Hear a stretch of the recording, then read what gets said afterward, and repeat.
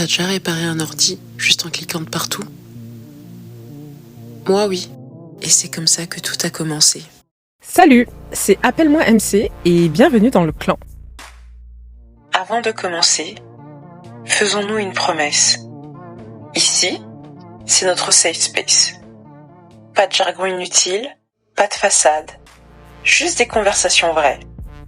Et si tu écoutes ça par hasard, je t'invite à baisser un peu le son. Parce qu'on va révéler les secrets trop longtemps gardés du monde du Martech. Dans cet épisode, on va parler de comment j'ai atterri en tech.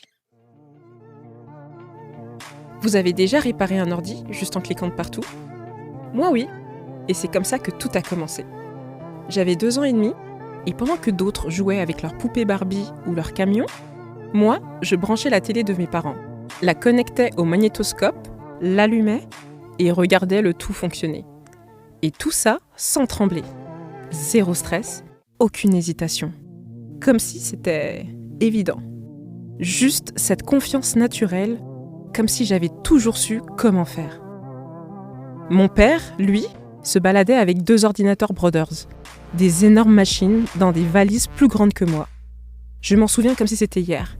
Les câbles, les claviers, les écrans monochromes et ces lignes de texte qui défilaient dès qu'on appuyait sur une touche. Il y avait un truc magique là-dedans. Quelques années plus tard, l'ordi familial, un bon vieux PC Dell, plante. Et là, c'est moi qu'on appelle. Appelle MC, elle saura quoi faire. Sauf que, les gars, j'en savais rien.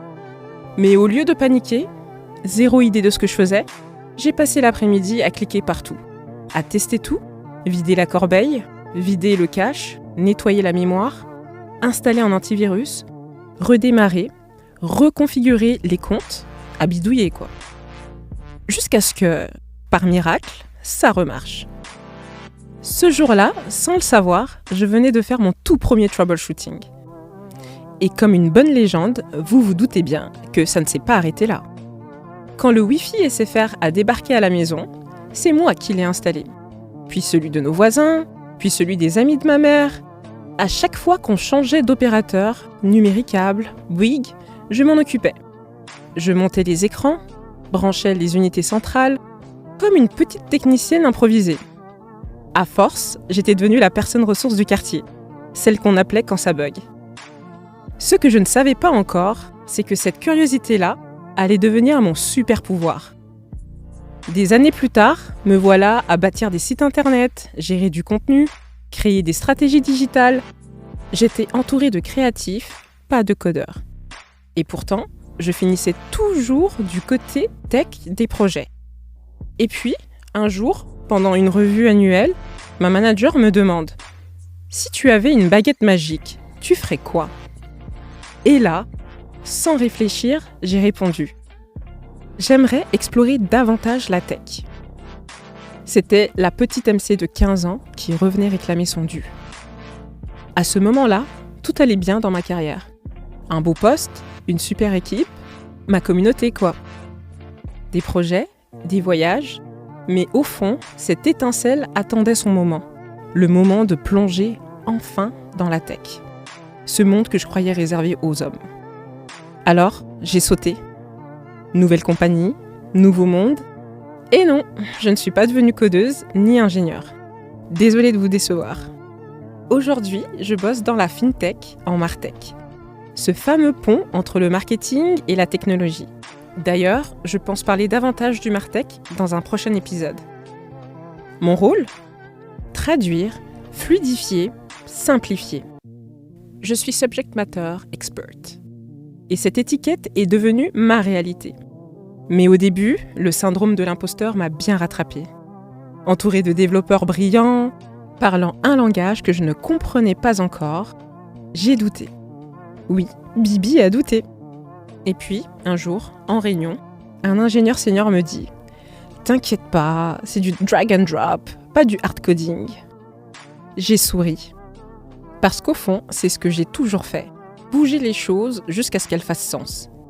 Aujourd'hui, je travaille dans la FinTech, sans jamais avoir appris à coder.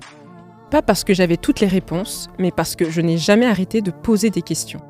C'est ça qui m'a appris à comprendre les outils, à poser les bonnes questions et à connecter les gens à la tech sans les perdre dans le jargon. Et si j'ai appris une chose, c'est bien celle-ci. On n'a pas besoin d'un diplôme d'ingénieur pour être dans la tech. Ne vous méprenez pas. J'admire mes amis développeurs, ingénieurs, codeuses, tous. Mais j'aimerais dire à toutes les petites MC qui écoutent, c'est possible. Il suffit d'un peu de curiosité, d'un brin de courage, de détermination et de cette étincelle d'enfant qui te fait croire que tu peux réparer les choses même quand personne d'autre n'y croit. Peu importe le domaine, essaye. Il faut essayer pour savoir si c'est fait pour toi. Et si je devais dire quelque chose à la petite fille que j'étais, continue de cliquer, même si t'as peur de tout casser, parce que c'est comme ça qu'on apprend à construire. Pour plus d'histoires comme celle-ci, abonne-toi au clan. Comme ça, tu ne rateras pas les prochains épisodes. Et dis-moi en commentaire, qu'est-ce qui, toi, t'a donné envie de comprendre un truc trop technique ? J'aimerais bien savoir et peut-être même en parler dans un prochain épisode. C'est dans le sac. Merci d'avoir été là aujourd'hui et à très vite sur le clan.